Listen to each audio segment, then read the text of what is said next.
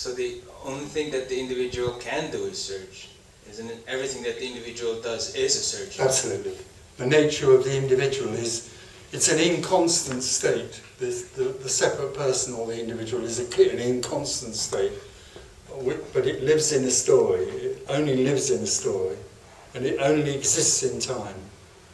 If there's no individual, there's no story, there's no time. So the individual can only exist in a story. And so in the story, it can only search for home, for that which isn't a story.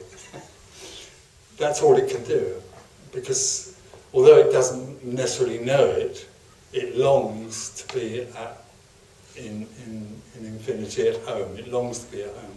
Directly it's sort of apart from home, it longs to be at home. And it tries to satisfy itself with money and lovers and all those other, and then eventually it decides that it's going to become enlightened, because that might be the answer. So, but it still rushes around in a circle, looking for something. And why enlightenment or liberation doesn't happen is because the liberator, the individual, is looking for it. It's searching for it. It wants to know what enlightenment is, and it can never know that.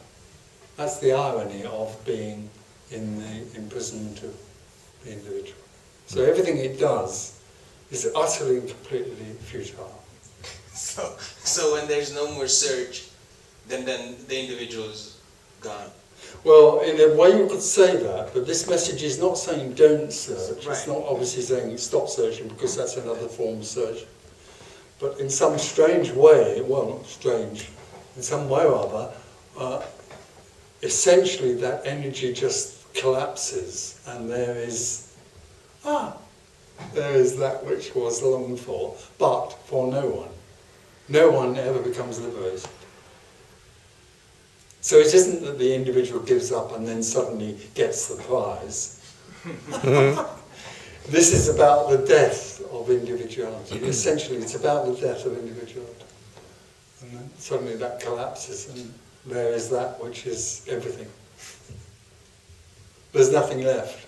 And when there's nothing left, then there's everything. When there's nothing left, then there's absolute love. All the time there's something looking for absolute love, it's just beyond that which is left.